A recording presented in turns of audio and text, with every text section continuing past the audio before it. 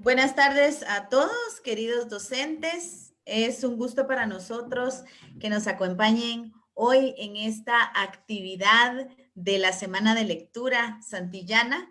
Estamos muy complacidos por ver la convocatoria que hemos tenido.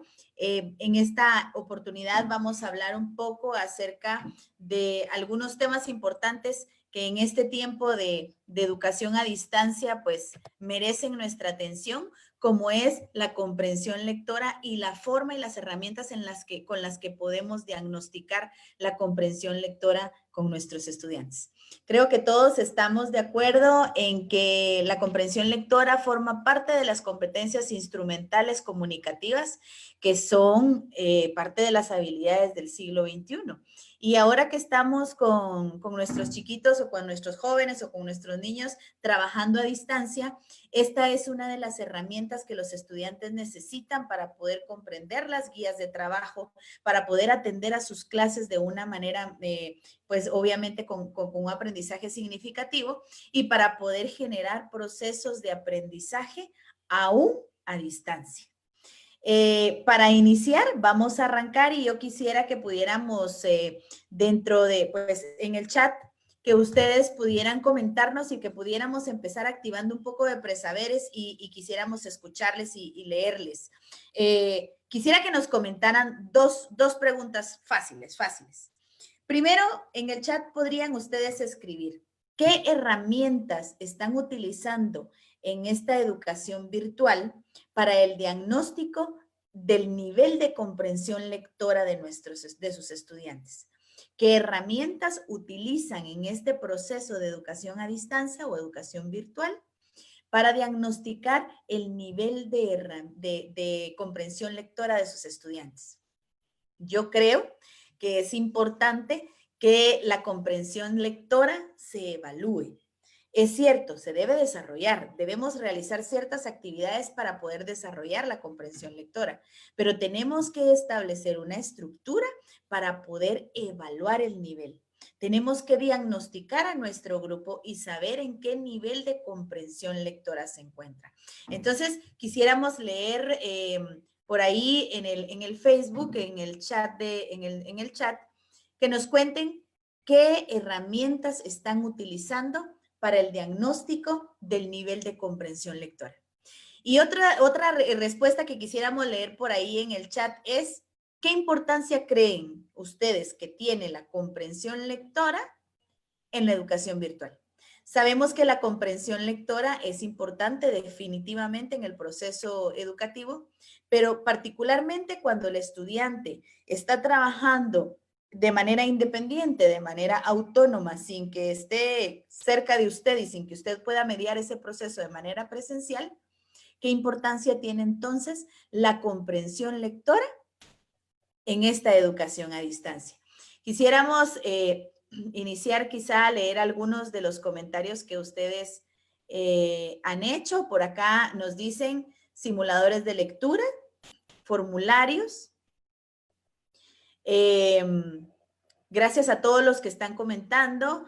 Vamos a enviar algunos saluditos desde Chiquimula, Coatepeque, Jutiapa, Villanueva. Buenas tardes, profesores. Qué gusto. Salamá, Baja Verapaz, San Miguel Petapa. Muy bien.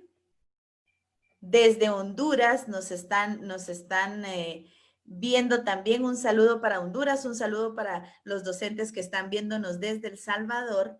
Y qué bueno que están acá. Qué bueno que están acá. Esperamos que esta hora sea de beneficio, de aprendizaje y obviamente de motivación para que nuestras estructuras de trabajo se fortalezcan y que nos enfoquemos en esto, en las habilidades comunicativas dentro de las que se encuentra la comprensión lectora. Vamos a arrancar entonces y me da muchísimo gusto presentar a la doctora Tomasa Romero Espinosa. Voy a contarles un poco de quién es la doctora Tomasita, en qué ha trabajado. Ella pues es consultora académica para Guatemala, para la editorial Santillana. Tiene una amplia experiencia en la educación. Ha sido investigadora del Instituto Central de Ciencias Pedagógicas en Cuba, académica del doctorado de educación en las Universidades de San Carlos, conferencista del Colegio de Humanidades y consultora académica. La experiencia en dirección se ha desarrollado en los cargos de educación, desde directora de escuela, directora municipal de educación, directora provincial, directora nacional de educación primaria y viceministra de educación en Cuba. Está acreditada como coach educativa y pues el día de hoy nos acompaña para poder brindarnos su conocimiento. Queremos aprender mucho, Tomasita. Queremos que todo lo que usted nos pueda compartir el día de hoy, pues nos sirva a nivel centroamericano. Acá hay maestros de El Salvador, maestros de Honduras, que nos sirva para poder establecer líneas de acción, para establecer planes de mejora, para poder enfocarnos en esta destreza que se debe desarrollar con tanto ahínco, para que se generen aprendizajes en esta educación a distancia que obligatoriamente hemos tenido que implementar. Bienvenida, doctora, el tiempo es suyo. Muchas gracias, Eugenia, muchas gracias por esta oportunidad también a Santillana y darle la bienvenida a esos docentes que se han convertido en gigantes de la época, ¿verdad? A esos docentes de Guatemala, de Honduras, de El Salvador, que realmente vamos más que a enseñar cosas nuevas, hoy vamos a reflexionar sobre la importancia de la lectura, sobre todo en estos tiempos que estamos buscando estimular el método de la indagación y sobre todas las cosas porque queremos lograr que haya un aprendizaje autónomo.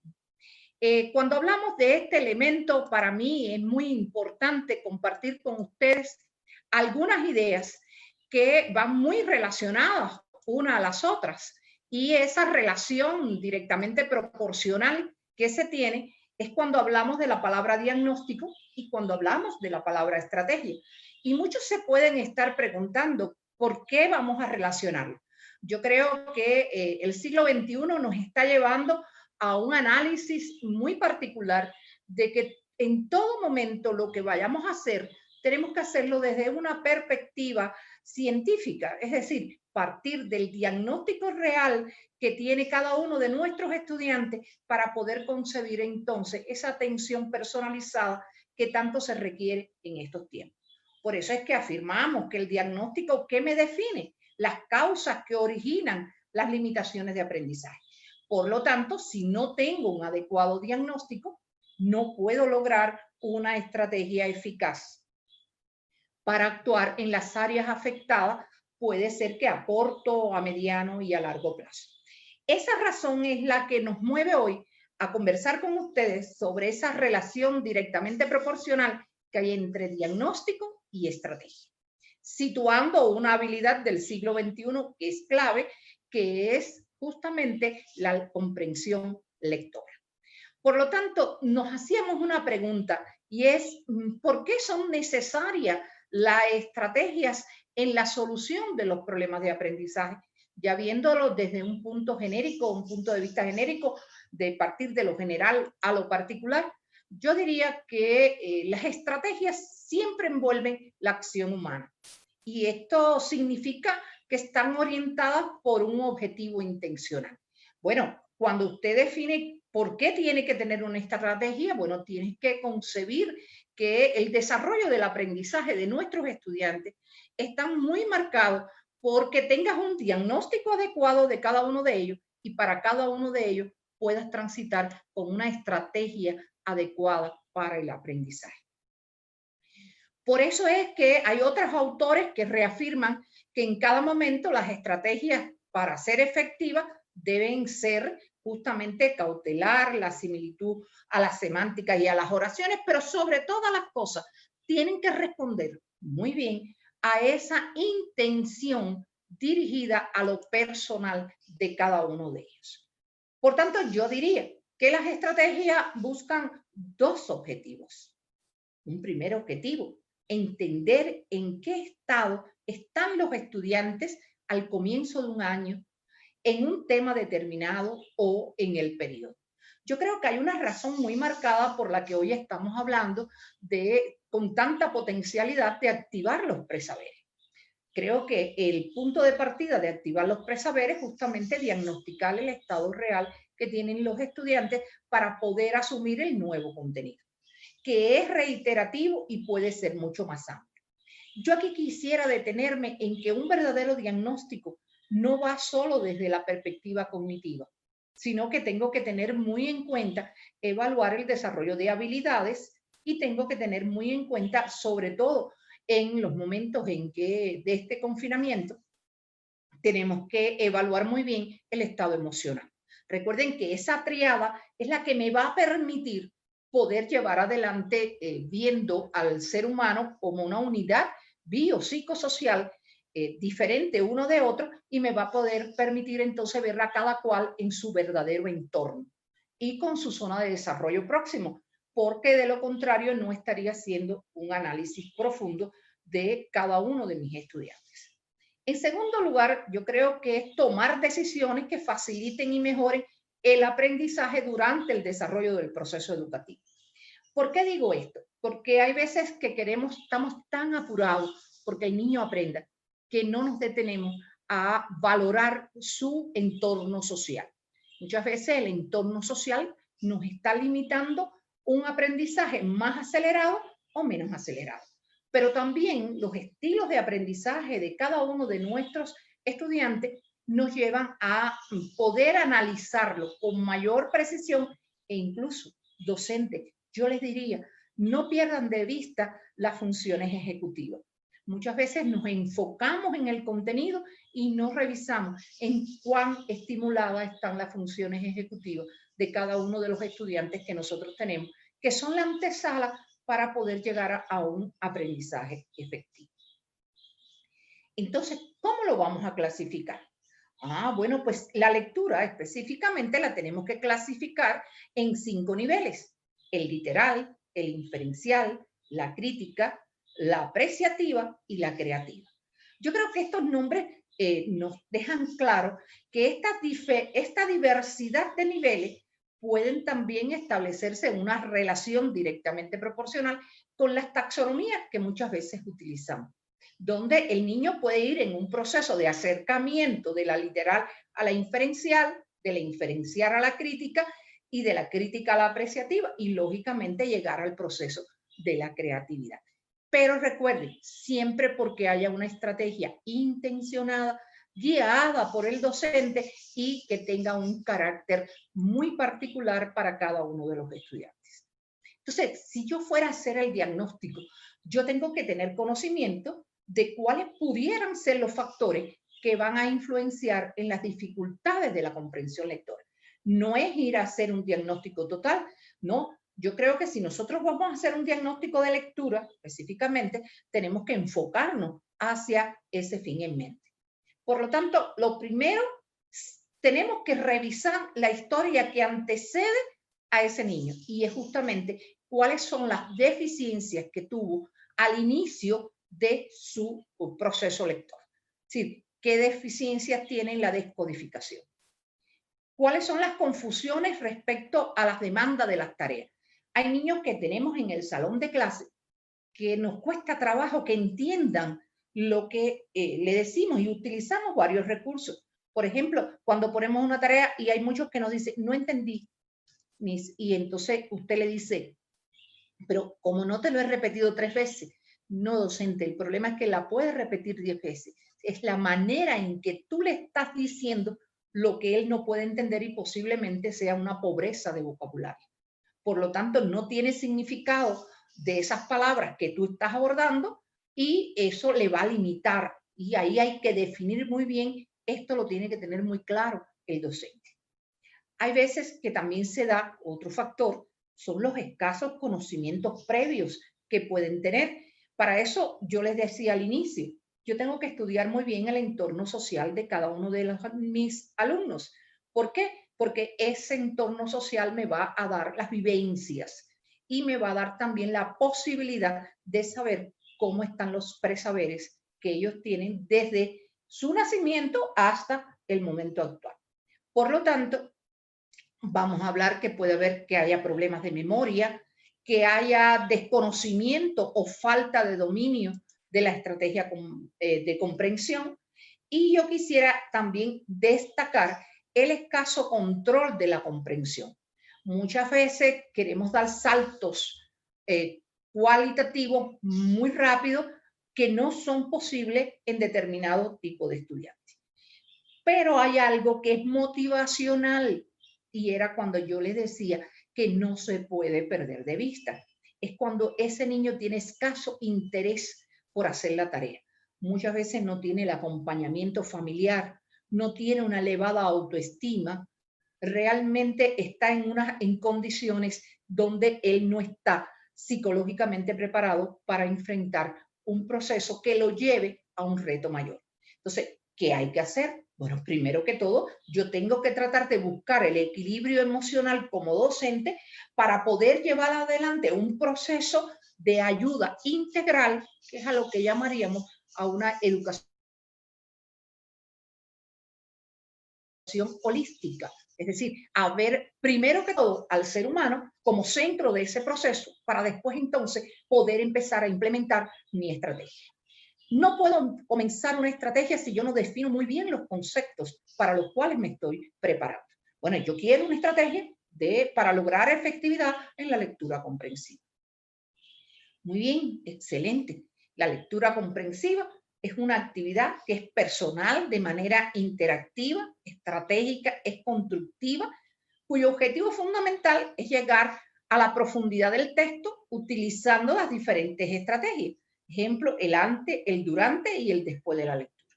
Y ya yo aquí estoy marcando 3 palabras clave. Toda estrategia de comprensión lectora va a llevar un antes, un durante y un después. Yo pienso que aquí es donde vamos a ir expresando en cada uno de los momentos cómo voy viendo ese diagnóstico permanente, sistémico, que yo voy a aplicar con mis estudiantes. Definido lo que para mí puede ser lectura comprensiva, mucho más amplio para algunos, otros autores le ponen otros ingredientes, pero yo creo que la esencia la tenemos aquí. Yo entonces me preguntaría, ¿cuáles serían los niveles de lectura comprensiva? Bueno, para mí lo primero es el nivel de microproceso. Es el que abarca desde la alfabetización inicial de descodificación y codificación de fonema hasta la llamada comprensión lineal o literal. Tengo un segundo nivel que es el macroproceso, es el nivel de alcanzar el buen lector. Si no quiere quedarse atrás en la categoría, realmente tú puedes saber descodificar, leer, pero simplemente eres un alfabeto funcional, que son muy frecuentes en nuestras aulas porque no son capaces de comprender lo que leen y, peor aún, no son capaces de aplicar los conocimientos que alcanzan a través de ellos. Por eso es que estaríamos hablando de los elementos que intervienen en la comprensión lectora. Docentes, ustedes mejor que yo saben que las actitudes para la lectura son claves.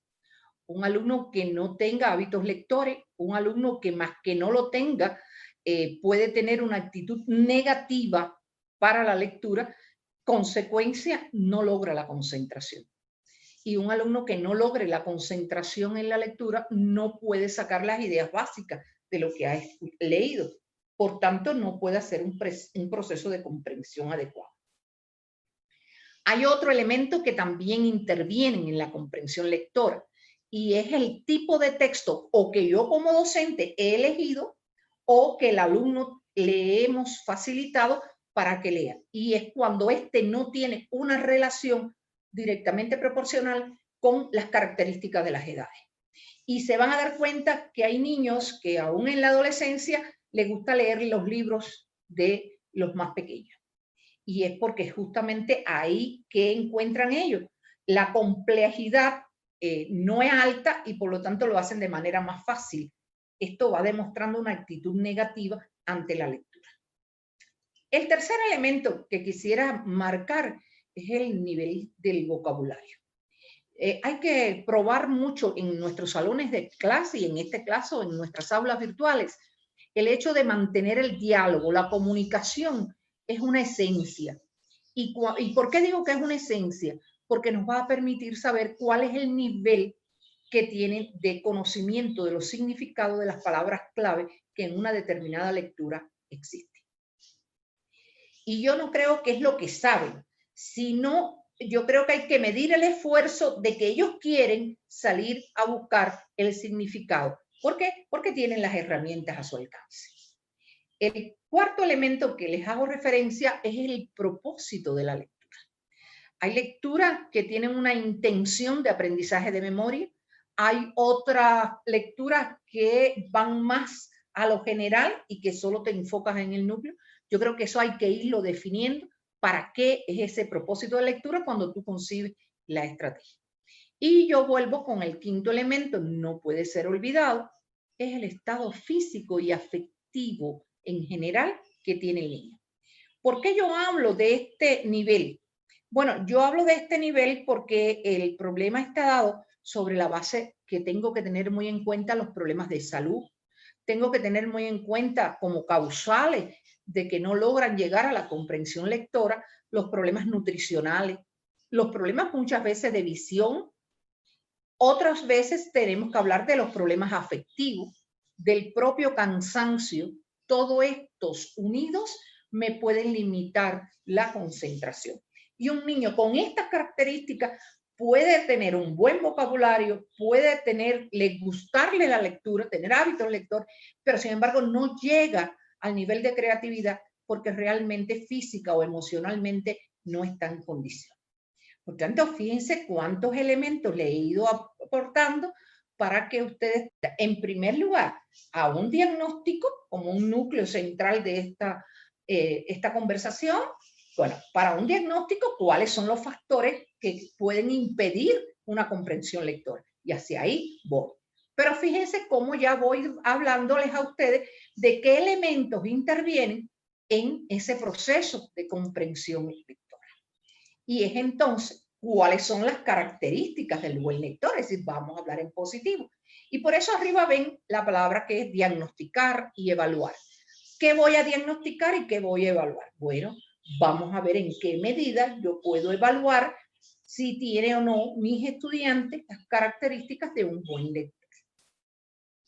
Por ejemplo, ver si ellos realizan pocas fijaciones en cada línea, si van más a lo general, si van más a la esencia de la lectura, si hay movimientos corporales que pueden estar dañando justamente o reflejando esta acción. Algo muy importante como característica del buen lector es cuando no lee por palabras, sino que trata de agruparla, y es eso cuando te hacen la pregunta, dime el significado de tal palabra, y tú muy fácil dices, pero dime en qué entorno está ubicado. Y entonces cuando a ti te dan la lectura del párrafo, no es lo mismo que hablarte de una palabra, sino que lo ve más en el contexto. Y, por ejemplo, es un estudiante que logra mantener un ritmo de lectura al tipo de texto leído. Y también pueden verse como una característica muy favorable para poder lograr el éxito, es que tengan riqueza de vocabulario. Entonces, muchas veces nos desgastamos poniéndolos a leer y a leer, y simplemente el niño lo que requiere es ampliar su vocabulario en primer lugar, y esa puede ser la primera acción de mi estrategia de intervención para la comprensión lectora. Puede que sea que yo lo que necesito sobre todas las cosas es enseñarlo a poder distinguir con facilidad las ideas básicas del texto. Y así, paso a paso, voy construyendo mi estrategia. ¿Qué no puedo perder de vista? Que mi intención, usted puede lograr una buena comprensión lectora en la misma medida en que usted vaya logrando tener hábitos lectores. Y entonces, ¿qué tenemos que recomendarle a los padres de familia? ¿Qué tenemos que recomendar como eje transversal a todos los docentes que participan en el grado? Bueno, en primer lugar hay que establecer un horario de lectura. Yo creo que establecer un horario de lectura es importantísimo, da éxito. Las investigaciones han ido demostrando que cuando desde edades tempranas creas un horario, creas un espacio de lectura, pero no solo para el niño, sino que el ejemplo personal de los adultos también influye en la creación de estos hábitos lectores. Yo creo que por ahí tenemos que empezar pidiendo la ayuda de los padres en esta etapa y destacándole a los padres de familia que esta es una de las habilidades más importantes para el aprendizaje autónomo, como decía la licenciada anteriormente. Y es que si en tiempos de educación remota de emergencia como la que estamos llevando, e incluso en una educación virtual totalmente, si el alumno no tiene una adecuada lectura comprensiva, no puede alcanzar los objetivos propuestos, ni puede desarrollar las competencias en ejecución que son imprescindibles en esta etapa. Fíjense el segundo momento. Tienes que saber elegir un libro que lo motive y por lo tanto el docente tiene que enfocarse a conocer cuáles son las características, cuáles son los gustos y las motivaciones que tienen sus estudiantes. Aquí hay que dejarle claro a ellos que es posible que inicien un libro y que no es un error el que lo dejen y tomen otro. ¿Por qué? Porque hasta que ellos no encuentren sus motivaciones vistas hechas realidad en esas experiencias anticipadas de vida, que es un libro, realmente no vamos a lograr lo que deseamos con ello. Y fíjense el tercer elemento que le hacemos referencia. Dedícale el tiempo que sea, pero también el que desea, porque la lectura no puede tener un carácter obligatorio. Y algo muy importante, hay que crear ambientes para lectores. Siempre que hablemos con los padres de familia en estos tiempos, hay que recomendarle que siempre en el horario de la noche, al terminar el día, se sienten a conversar y que uno de los temas puede ser que la familia esté leyendo un libro o que el que lo esté leyendo lo comente e invite a esa reflexión, a ese análisis, a ese deseo de que pueda leer. Creo que aquí hay una estrategia que, reitero, tiene que ser integral de la comunidad educativa. La institución educativa tiene que respirarse el ambiente lector, pero hoy más que nunca en el hogar tiene que estar presente ese ambiente lector. ¿Por qué? Bueno, sencillamente leer no es un deber, es un momento para disfrutar y hay que verlo así. Hay que alejar cualquier distracción mientras se lee, por eso hablo de un espacio para leer con silencio, para posibilitar la concentración, que tenga un ambiente adecuado. Fíjense que lo que les decía ahorita, si hay que cambiar el libro porque es aburrido, hay que cambiarlo.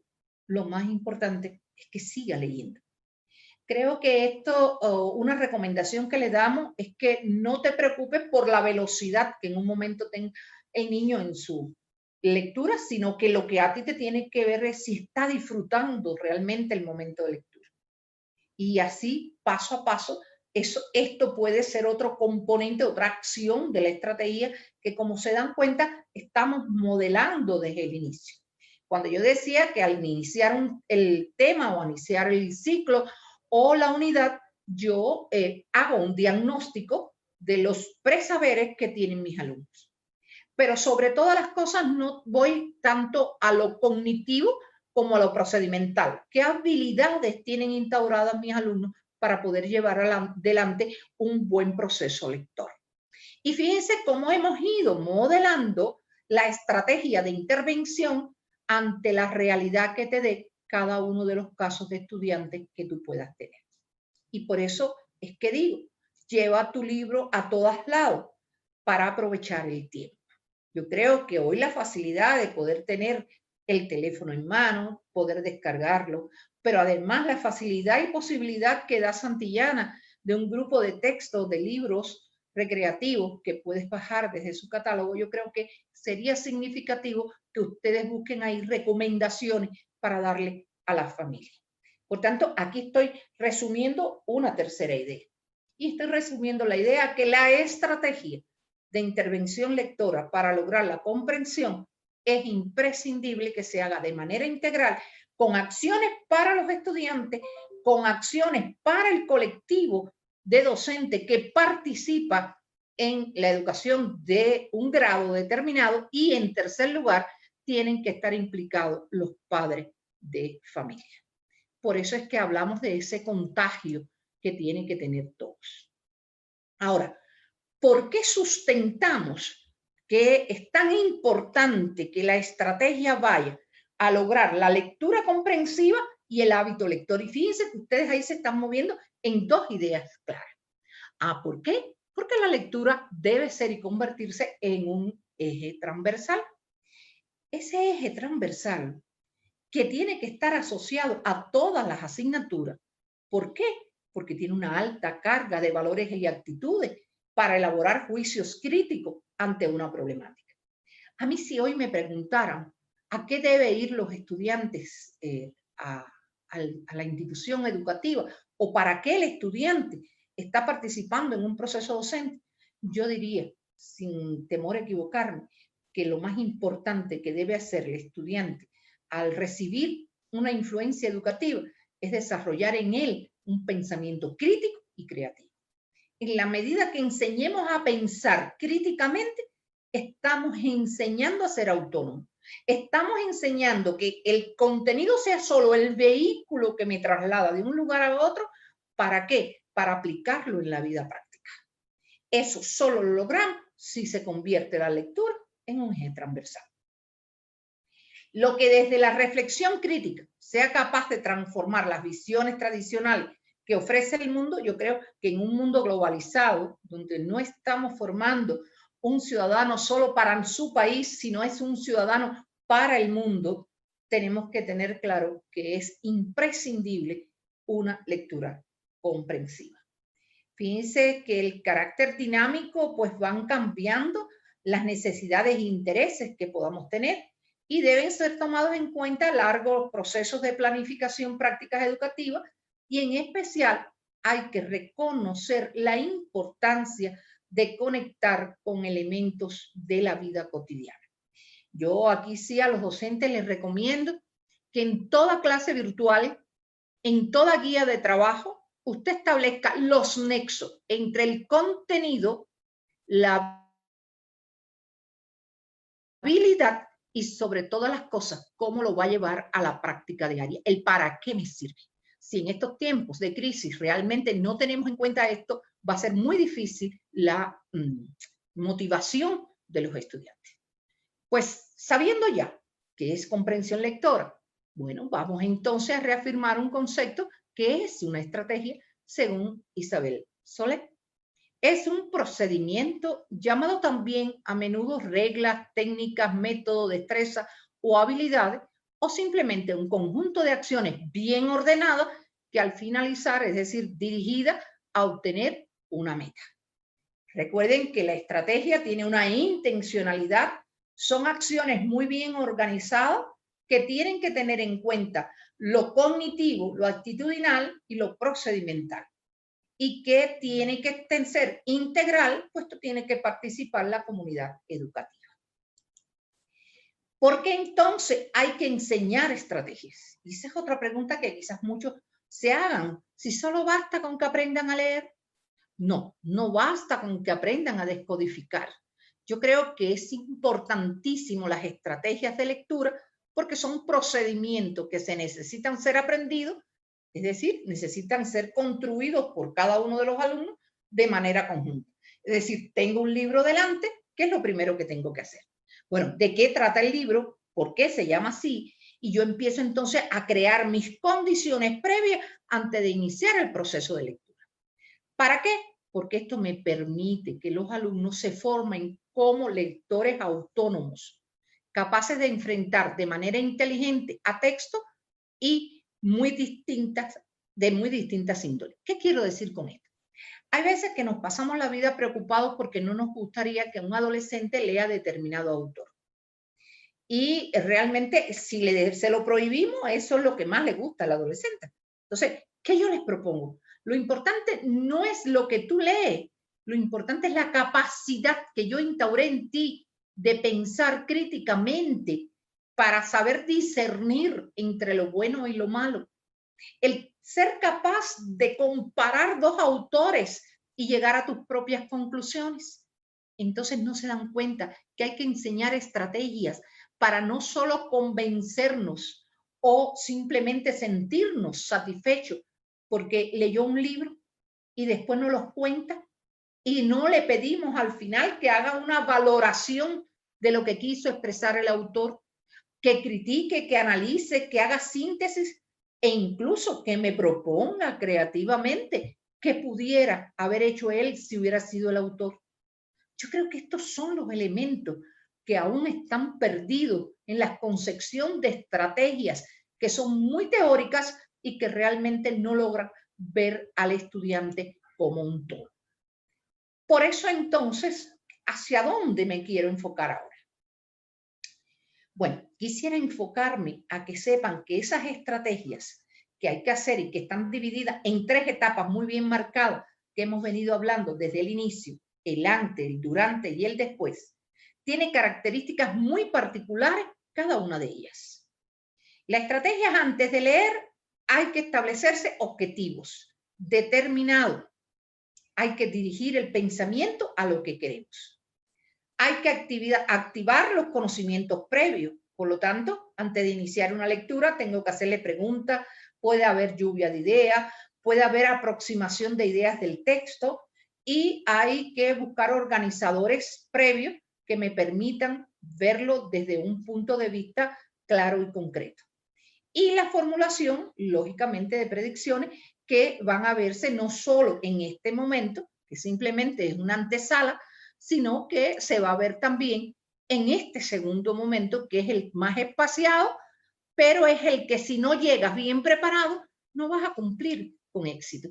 Y es cuando el docente traza la estrategia del durante, que es cuando empieza el monitoreo del vocabulario, es cuando le pedimos que ignore y siga leyendo, que haga conjeturas de su significado, aunque no lo sepa, utilice sus habilidades, que contextualice, que busque ayuda externa.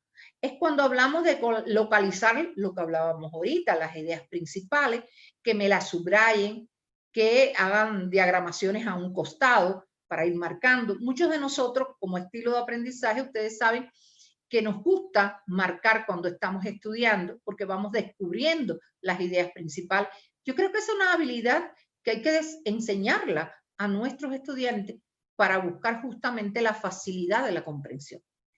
Por ejemplo, también en esta etapa está la formulación de preguntas, es decir, ese diálogo que va a ir con el autor, y ahí está el reconocimiento o las relaciones de señalizaciones simbólicas, las ideas novedosas que aquí aparecen, y creo que esto sería un durante muy exitoso cuando lo hacemos de forma intencional en nuestra clase.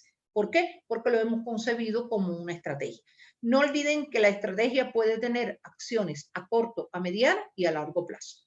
Y el que yo la intencione no quiere decir que siempre las voy a lograr a corto plazo, sino que muchas veces son repetitivas en una etapa del ciclo escolar. Y ya terminando la lectura, para mí es importantísimo el que el alumno logre localizar la idea principal, que haga parafraseos de ella, que haga resúmenes, puede hacerlo en organizadores gráficos, puede elaborar preguntas. ¿Por qué? Porque podemos hacer una discusión guiada, podemos buscar preguntas por agentes externos, preguntas de personal, en fin, que puedo llevar un análisis de la lectura, no como la hemos hecho en algunas ocasiones, que es cuando le preguntamos, explícame qué leíste hoy.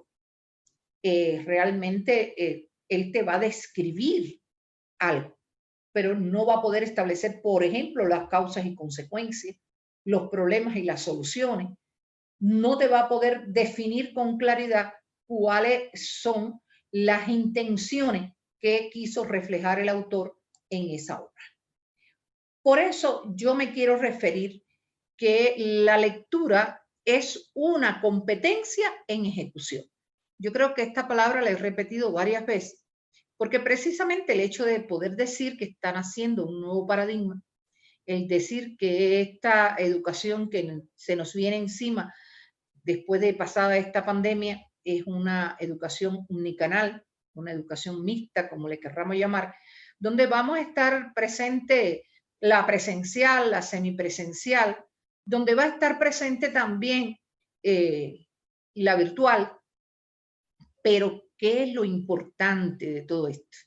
Es entender que es una educación que va a tener una mayor presencia de la tecnología, porque hoy no vamos a poder abandonar, porque llegue la presencialidad en determinados lugares, el hecho de todo lo que hemos aprendido en esta etapa virtual.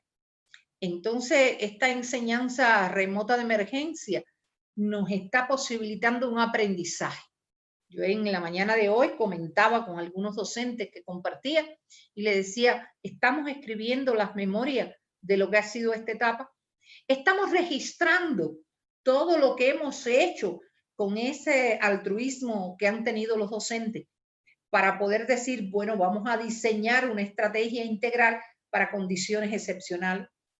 Estamos pensando cómo va a ser la educación virtual, cómo nos estamos preparando para la semipresencial y cómo nos estamos preparando para la presencial. Bueno, aquí hay un hilo conductor o un eslabón que nos está uniendo esta educación omnicanal y son las competencias en ejecución. ¿Y qué es una competencia en ejecución? Es una competencia que se inicia por poner el ejemplo en lectura con aprender a leer. Esa es la primera, ahí se inicia la competencia. Comprender lo que lee, inferir, sentir emociones, hacer escrituras maduras, llegar al desarrollo del pensamiento crítico y producir conocimientos para la vida. Fíjense cómo la competencia de desarrollar habilidades lectoras, hacia dónde me llega y cuántos grados me van atravesando para llegar a esa competencia en ejecución. Pero fíjense que es una competencia en ejecución. Es una competencia que se inicia, pero que no concluye hasta que no te instauro la capacidad de ese conocimiento lo pongas en práctica en la vida. Entonces, eso es un camino que se va haciendo al andar y que lógicamente tiene que estar acompañado por estrategias y por concepciones coherentes en el futuro educativo. Entonces, ¿qué es una estrategia? ¿Qué estrategia vamos entonces a enseñar y cómo la podemos enseñar? Bueno, yo reitero, y quizás el hecho de sistematizar una idea te da el núcleo central de esta conversación. Esa estrategia de procesamiento antes, donde tengo que conocer el propósito de la lectura, activar los conocimientos y formular las predicciones. Eso debe acompañarnos a lo largo de todo el proceso. Y fíjense el durante, donde formulo preguntas, donde clarifico las dudas, cuando trabajo vocabulario, y miren el después, donde elaboro organizadores gráficos, donde hago resúmenes, es decir, ya estoy listo. Pero vamos a ver ejemplos de esas actividades que se pudieron realizar. Por ejemplo, aquí tenemos un organizador cuando nosotros indicamos una lectura y le preguntamos el cuándo, el cómo, el para qué, el dónde, cuál es el tema, el qué, y el niño, según el grado, va asumiéndolo, ¿verdad? Pero miren, aquí tenemos otro ejemplo. Cuando buscamos la situación de la lectura, que el niño identifique los personajes, dónde se desenvuelve, cuáles son los eventos, las situaciones, hechos que suceden y cuáles son las soluciones. Aquí es cuando estoy relacionando la causa y la solución y es cuando estoy tratando de buscarle soluciones a los problemas. Entonces, estos son ejemplos de acciones que se pueden hacer durante una clase de lectura comprensiva para llevarlo adelante. Por ejemplo, aquí tienen otra que ustedes muchas veces han aplicado, los mapas en un cuento, donde me tiene que hablar del ambiente, de los personajes, del trama, de la opinión, pero es que no me puedo quedar en este nivel de asimilación. Tengo que llegar a un nivel superior porque tengo que llegar a la metacognición y es cuando yo le empiezo a pedir que cambie el papel de los personajes, que me dé su opinión. Y esos son referentes que le van a ayudar al alumno a mejorar el vocabulario, a tener un pensamiento más poblado y evidentemente a mejorar la comunicación. Ejemplo, cuando trabaja el reconocimiento de ideas centrales, cuando a través de la entrevista hago una dramatización y puedo hacer una entrevista de lectura, en fin, el hecho de poder hacer todas estas técnicas que pudiéramos tenerlas en cuenta, yo diría que ¿para qué son? Bueno, para que conectar, para identificar, para inferir y lógicamente para poder evaluar. Yo creo que siempre en estos momentos actuales, en el siglo XXI, en definitiva, siempre tenemos que hacer nuestra pregunta, ¿para qué? ¿Para qué aprendo este contenido? ¿Para qué me desarrollan esta habilidad? Y esta es una pregunta permanente. Resumiendo las ideas de la estrategia, yo estaría diciendo que toda estrategia de lectura tiene que tener un antes, un durante y un después. Que según los autores, ustedes pueden buscar diferentes maneras, y aquí les expreso alguna de ellas, las preguntas clave o detonantes que hacemos en el antes, ¿para qué voy a leer? ¿Qué se está en el texto? ¿De qué trata este texto? ¿En qué me dice su estructura? Y por ejemplo, en el durante, cuando ya está formulando una hipótesis, realizas una predicción sobre un texto, cuando formulas preguntas sobre lo leído, cuando aclaras posibles dudas acerca del texto. Yo creo que todo esto que estoy presentando en imagen pudiera estar presente en una estrategia de intervención de lectura comprensiva. Cuando en un después yo hablo de un resumir, de sintetizar, recuerden que hay procesos mentales clave como el análisis, la síntesis y la conclusión.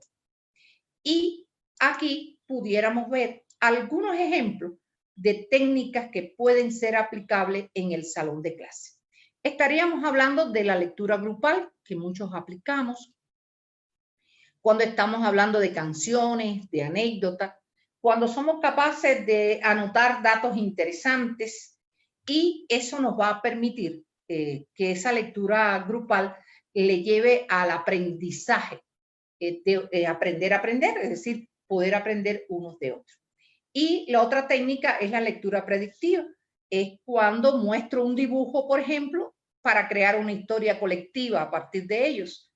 Y después los reúno en diferentes salas y hagan una discusión sobre ese dibujo, esa lámina, esa imagen que presentamos. Estaríamos hablando de otro ejemplo que sería la lectura coral, y también estaríamos hablando de algo que para nosotros es clave, que es la que hacemos teatralizada. Es decir, me estoy refiriendo a pedir al niño una lectura rápida, que comente qué características encuentra y para qué se lea una lectura. Realmente va a comentar las funciones de las indicaciones de los paréntesis y lógicamente va a permitir una investigación, así como también estaríamos hablando la de la construcción, la número 5, construcción social del conocimiento. Es cuando tú orientas a formar tríos de trabajo para discutir qué se entiende ahora por el enfoque transversal de la lectura, por poner un ejemplo, y cuál es la importancia de la lectura para el aprendizaje significativo. Bueno, ahí estaríamos entonces en una producción de conocimiento. Dicha estas 4 ideas básicas, como es diagnóstico y su relación con las estrategias, importancia del diagnóstico para la efectividad de la lectura comprensiva, es dando los referentes de por qué una estrategia, para qué una estrategia y qué es una estrategia. Yo le haría entonces ahora algunas recomendaciones. ¿Cómo yo puedo lograr esto? Yo creo que se puede de forma virtual también crear talleres que pueden ser quincenales, se pueden tener un largo de tiempo, más de 2 meses, aquí yo pongo 4, pero pueden ser 2, 3, de acuerdo al diagnóstico. Preparas un grupo pequeño de expertos en la teoría y práctica de la lectura comprensiva. ¿A qué me refiero? Si yo quiero hacerlo como eje transversal, yo preparo a un grupo de docentes que no solo son de comunicación y lenguaje, sino son de todas las materias, y los voy preparando. Si no, yo en mi grado voy a escoger a un grupo de estudiantes, 4, 5, 6, de acuerdo a la cantidad que tenga el grupo, y lo voy a ir acelerando para prepararlos previamente. ¿Para qué? Para que esa preparación de los expertos me pueda llevar a qué, a convertirse en tutores del resto del grupo. Bueno, si la línea de pensamiento va hacia los docentes, le entregaríamos a cada docente un grupo de estudiantes del grado y ellos van a contribuir a replicar estos talleres de lectura comprensiva. De esa manera la institución estará preparada para hacer una inmersión pedagógica en este tema de la lectura comprensiva. El tercera recomendación que les hago, que no dejen de perder de vista en las estrategias, que en las instituciones en las que funciona esta metodología, los profesores de todos los cursos y asignaturas dedican un tiempo programado de antemano para ir acompañando a los estudiantes en su aprendizaje y aplicándolo a la estrategia de la lectura comprensiva. ¿Qué quiero decir con esto? Bueno, puede ser que hay un salón de clase donde intervienen, por ejemplo, sobre todo en básico, por poner el ejemplo de básico, en DIVER, pero que intervienen 5 o 6 docentes. Lo preparamos en el primer momento. A esos 5 o 6 docentes lo preparamos para que recuerden una frase muy célebre, y es el hecho que nadie da lo que no tiene. Y muchas veces el hecho de ser docente no nos esquiva de la realidad de poder no tener una lectura comprensiva o no conocer el antes, el durante como estrategia de intervención. Y entonces lo preparamos. Esos docentes van a tomar 5, 6, 7 alumnos donde van a actuar de forma permanente con ellos, pero que van a hacer con un tiempo gradual. Y eso va entonces a poder hablar de esa inmersión pedagógica que le proponemos para la lectura comprensiva. Muchos estarán pensando, bueno, eso es más fácil cuando estamos en la presencialidad. Sí es cierto, pero nosotros podemos hacer una intervención muy fácil cuando separamos por grupos para trabajar en sala y cuando lo hacemos de forma virtual. Cuando nuestras guías de trabajo o de estudio tienen una intención marcada hacia el proceso lector. Y entonces quisiera recordarle que en la vida es muy importante no perder de vista que siempre llevamos un niño en nuestro interior. Y la gamificación de la lectura es esencia. Yo creo que por la edad, que desde las edades más tempranas, no olviden que el pensamiento crítico y creativo se fomenta y se inicia su proceso en las edades más tempranas, cuando en la preprimaria desarrollamos la imaginación y la fantasía, estamos iniciando un proceso de acercamiento para lograr el pensamiento crítico. Cuando en la primaria problematizamos la esencia de cualquier clase, planteamos un problema y le decimos, lo invitamos a resolverlo, estamos en presencia del desarrollo del pensamiento crítico. Pero también cuando trabajamos en nivel básico y DIVER o bachillerato, el trabajo por proyecto, estamos estimulando el pensamiento crítico. Pero también aquí hay un eje que puede ser un eje transversal, y es que todo proceso de aprendizaje puede llevar en sí un componente lúdico, un componente de actividad, de recreación para el niño, y que puede estimular justamente el deseo de aprender. Yo los invito a que visiten el catálogo de Santillana, ese catálogo que está al alcance de todos y que realmente van a encontrar maravillosos interactivos que le va a facilitar esta posibilidad. Creo que sería importante ahora dejarlos la posibilidad de hacer las preguntas que ustedes deseen, las reflexiones, los puntos de vista, y eso lógicamente nos van a propiciar que se pueda enriquecer este proceso que hemos llevado en la tarde de hoy con la única finalidad de acompañarlo, de lograr cada vez un mayor reconocimiento de su labor. Y por eso entonces les doy las gracias y quiero entonces empezar, invitar a la licenciada Eugenia Solís a podernos ir manejando con las preguntas y las respuestas que vamos a dar en la tarde de hoy con muchísimo gusto. Claro, Tomasita. No sin antes recordarles que el día de mañana de 3 a 5 de la tarde estaremos transmitiendo también por Facebook Live en las páginas de Santillana Guatemala, Santillana El Salvador y Santillana Honduras, nuestro encuentro internacional de comunicación y literatura en la era digital. Hemos preparado algo muy interesante para el día de mañana. Nos estarán acompañando autores, desarrolladores de plataformas de comprensión lectora y va a ser, creo, un intercambio de altura. Creo que va a ser una reflexión muy interesante que pues está para que no se la pierdan. Y vamos a arrancar con algunas preguntas que han llegado a nuestro chat.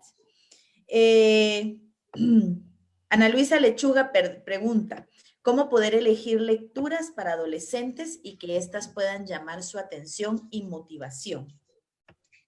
Excelente. Yo creo que ahí hay dos elementos que son esenciales y sin dar receta. Primero, cuando usted tiene un buen diagnóstico de ese adolescente, sabe hacia dónde dirigir sus motivaciones. Y lo segundo son las características de las edades. Las características de las edades tienen que estar muy relacionadas con el tipo de lectura que él va a escoger. Por ejemplo, hay veces que en una simple conversación tú puedes detectar si el género policíaco le gusta o no. Tú puedes detectar si el dramático, cuál de ellos, y a partir de ahí tú vas a recomendarle como docente. Es lo que como idea tengo buscando esas dos líneas de acción, diagnóstico y característica de las edades. Y a partir de ahí un profesor conocedor de una buena literatura que se la pueda facilitar. Y yo creo que esta pregunta está relacionada con la pregunta que nos hace Marta Morales. ¿Qué estrategias pueden utilizarse para mantener vivo el interés en la literatura clásica en el área de diversificar? Claro, hay algo, Marta, que sería muy interesante, el hecho que estamos dándole saltos muy bruscos de un niño, de un adolescente, de un niño a un adolescente, de un adolescente ya a un joven, y queremos que vaya a la literatura clásica. Primero tenemos que indagar qué experiencia, qué saberes previos tiene de otras literaturas en las etapas anteriores. Si logramos conocer eso, ya podemos empezar a introducir el tipo de texto que queremos. ¿Qué estrategia? Primero, desarrollar ante que todo hábitos lectores. Eso es lo primero. Y los hábitos lectores se los recomendé como una unidad que tiene que darse con la comunidad educativa. Si no hay una disposición lectora en la casa, nos va a costar mucho trabajo. Pero no es caer de que no me gusta leer a una literatura clásica. Es un proceso y como proceso hay que irlo llevando.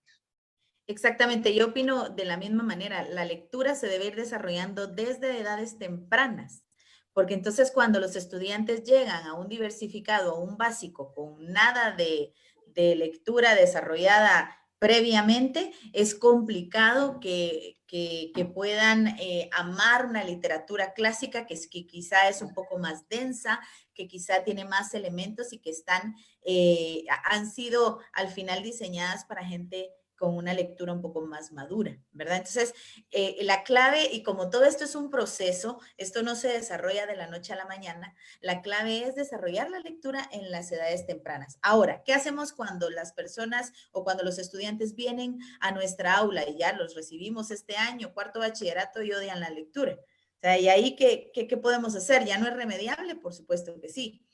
Pienso que en ese momento o en este caso se deben integrar metodologías activas, se debe gamificar la lectura. Usted debe venderle la lectura al estudiante como algo agradable a través de competencias, de actividades, de actividades colaborativas, de qué sé yo, actividades que lleven al estudiante a mantener la curiosidad, a mantener la expectativa y a que este proceso se desarrolle de una manera divertida.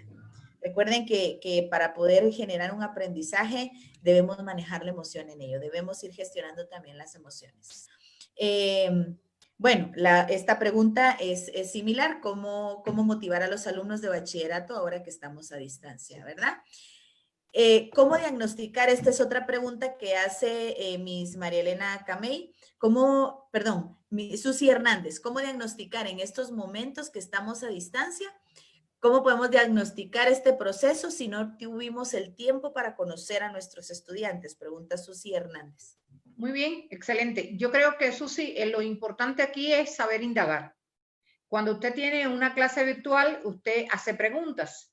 Esas preguntas, si las hace con la intencionalidad de conocer si tienen un buen vocabulario, si preguntas cuántos libros te has leído, si preguntas sobre el espacio de lectura que dedicas día con día, tú vas a hacer ese proceso de indagación que no necesariamente tiene que ser una encuesta, pero también usted puede mandar por correo electrónico, por poner solo este ejemplo, por WhatsApp, por el canal de comunicación que tenga, usted puede hacer una encuesta de verificación con los padres de familia para ver el estado en que se encuentra ese niño para poder trazar la estrategia. Fíjense que quería alertar un tema que es con los niños con necesidades educativas especiales, es decir, con aquellos que aprenden, pero recuerden que la neurociencia te dice que la mejor forma de aprendizaje es activar los 5 canales sensoriales. Ahí está el audiolibro, lo puedes utilizar como manera de motivación. Tú puedes también utilizar el hecho de la representación gráfica como un componente, por ejemplo, un anuncio de publicidad, la interpretación del anuncio de publicidad y buscar información colateral puede ser un camino, pero recuerda siempre que hay que tener los 5 canales sensoriales, siempre estimulando el que tu inteligencia múltiple te es la que más potenciada está. Si tú eres más visual que auditivo, yo te potencio la visual. Si tú eres kinestésico, voy más a la búsqueda de la actividad lúdica, activa. Es decir, tengo que tener la capacidad de ir combinando según el estilo de aprendizaje de cada niño. Ok, por acá preguntan también qué actividades o qué estrategias se recomiendan para los estudiantes con discapacidad auditiva. Sí. Estaba yo trabajando con unos maestros con este tema y pues las estrategias que podíamos ir sugiriendo eran, el problema de las personas con discapacidad auditiva es la decodificación. Ahí es donde ellos tienen un poco de dificultad, porque obviamente tenemos que escuchar la palabra y darle un significado, ver la palabra y darle un significado audible, ¿verdad? Entonces, en la decodificación, es donde ellos presentan más dificultad. Sin embargo, no es imposible hacerlos llegar hasta un nivel metacognitivo de la lectura. Recordemos que los niveles de la lectura, y por ahí preguntaban los niveles de la lectura también, son desde la decodificación, pasando por el nivel literal, luego el nivel inferencial y luego el nivel metacognitivo, en donde ya se desarrolla el pensamiento crítico y ya se trabajan niveles de pensamiento de orden superior. Entonces, ¿cómo hacemos que el estudiante con discapacidad auditiva pueda lograr este proceso? Es precisamente en la decodificación en donde tenemos que brindar acompañamiento a través de imágenes, a través de lecturas cortas, a través de lecturas contextualizadas que él pueda entender. Es como al final, por ejemplo, si yo estoy enseñando a leer a un niño huérfano y la frase es mi mamá me mima, quizá no vaya a ser, el aprendizaje no se dé de la misma forma porque no hay un contexto que él conozca. De esta misma forma se puede trabajar con los estudiantes con esta condición. Una vez han desarrollado la decodificación y logran llegar a la lectura literal, entonces ya se trabaja obviamente con lenguaje de señas, la comprensión lectora como si fuera un alumno con todas sus, que escucha, ¿no? Realizando diálogos, discusiones, foros, haciendo preguntas y respuestas de una manera significativa para que logre estos procesos, para que logre desarrollar estos procesos. Pero en donde tenemos que tener particular atención es en este momento de la decodificación. Sí. Por acá preguntan también si el audiolibro es un buen método para leer. ¿No vuelve perezoso al alumno? Sí. Creo que, no sé. Ahí, de todos modos, ¿qué podemos hacer? Sí, es cierto, si yo lo uso con intensidad y de forma sistemática o como única vía, no lee, porque le gusta más que le lea, oír el cuento. Yo creo que lo más importante es el equilibrio que nosotros podamos tener en la búsqueda de diversidad para la lectura. Si usted tiene una forma equilibrada de usarlo en un momento como manera de engancharlo para la lectura, simplemente lo uso en la parte inicial y después le digo, no, ahora no la voy a continuar, tú busca el resto. Yo creo que ahí sí, tenemos que saber usarlo. Para mí es importante el hecho que sepamos hacer. Creo me que, parece ahí, perdón, Tomasita, creo que el poder, digamos, sustituir al 100% el audiolibro no. por el libro escrito es complicado, porque a través de la lectura Claro. se desarrollan procesos cognitivos. Sin embargo, el audiolibro es una herramienta que se puede ir trabajando de una manera aleatoria. Para el próximo año, y eso lo conoceremos el día de mañana, Santillana, pues dentro de sus novedades, hemos estado trabajando en una plataforma que contiene audiolibros. Entonces, es una sorpresa que mañana van a conocer un poco más acerca de ello, pero es válido. O sea, es válido que a través del audiolibro se pueda adentrar al estudiante a la lectura. Al igual de como preguntan acá, si está bien que vean una obra teatral antes de que el libro, una obra teatral basada en lo escrito. Si esto favorece el que el estudiante se pueda acercar a la lectura y si esto favorece el que el estudiante se pueda motivar a la lectura, adelante, todo es válido. El problema es cuando únicamente se utilizan estas otras herramientas y no se llega al final, al objetivo final que es la lectura, ¿verdad? Por acá nos dice Samara, buena tarde, la comprensión lectora en sus diferentes niveles es importante. En estos tiempos se hace un poco difícil ya que no todos tienen acceso a la tecnología porque son de escasos recursos. La pregunta es cómo nivelarlos a todos. Yo creo que en este caso, no sé si estás de acuerdo, Tomasita, pero las guías de trabajo son un sustituto para quienes no tienen acceso a tecnología.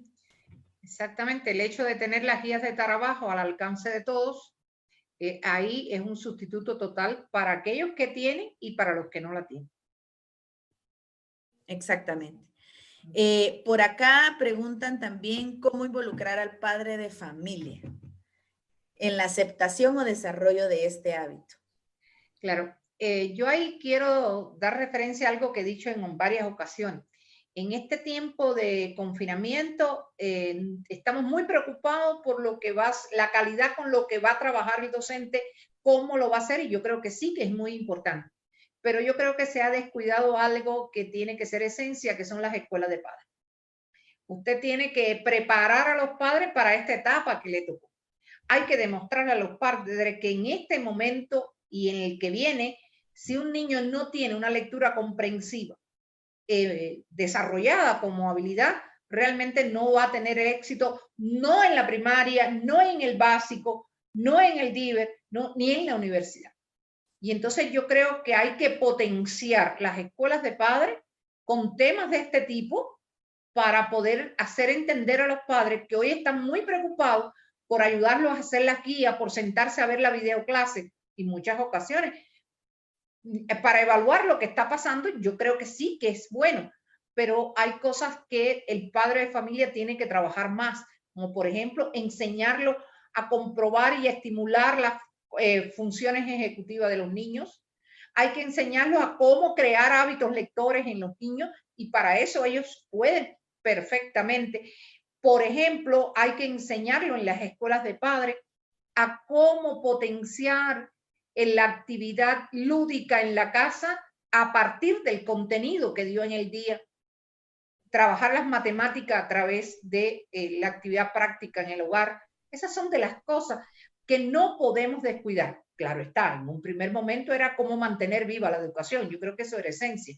En segundo momento es empezar a mejorar esa enseñanza remota de emergencia que se nos ha impuesto del día a la noche. Pero yo creo que ya es momento de pensar y decir, bueno, ¿qué papel le vamos a dar de preparación a los padres para esta realidad que sin ellos no vamos a lograr? Ok, sí, estoy de acuerdo contigo. Y la última pregunta, estrategias para la lectura con niños con discapacidad visual. Creo que cuando Tomasita habla de los canales sensoriales, cuando hace falta alguno de ellos, lo que tenemos que hacer nosotros es potenciar los otros 4. En el proceso o en el caso de los estudiantes con discapacidad visual, tenemos que potenciar mucho el canal auditivo. Cuando los estudiantes ya puedan, exactamente, cuando los estudiantes ya puedan, obviamente, leer en braille, ¿verdad? Que es como ellos leen, entonces ya se puede trabajar la parte inferencial, la parte metacognitiva a través de las mismas estrategias. O sea, en la parte de la decodificación es donde tenemos que ser creativos y encontrar esas estrategias para lograr que el estudiante alcance el objetivo. Ya cuando esto se logra, entonces se van trabajando ya los niveles de pensamiento, que es lo que al final vamos buscando, ¿verdad?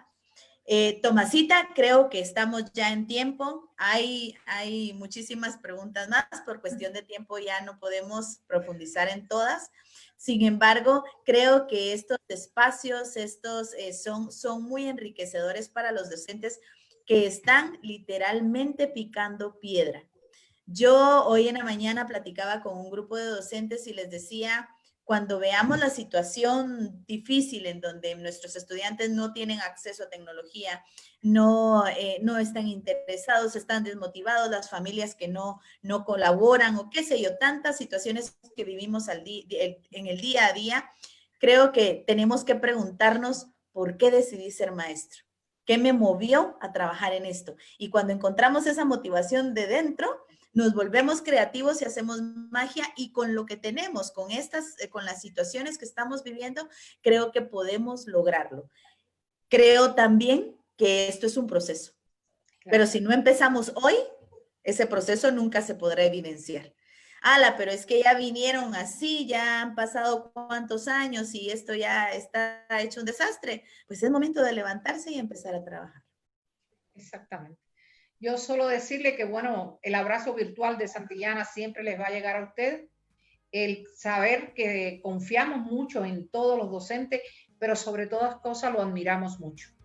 Creo que esa admiración por la pasión, por ese crecimiento que han tenido en condiciones excepcionales, bien vale la pena. Cómo no han abandonado su condición de maestro, a pesar de tener que asumir la condición de madre, de padre, de familia, de tener un entorno difícil, tanto en el plano social, económico, de temor. Yo creo que eso es lo que marca la historia del pueblo. Los pueblos crecen cuando tienen hombres gigantes, y los maestros están haciendo historia. Por eso les diría, gracias por permitirnos aportar un grano de arena en esta labor tan grande, tan profunda que ustedes están haciendo.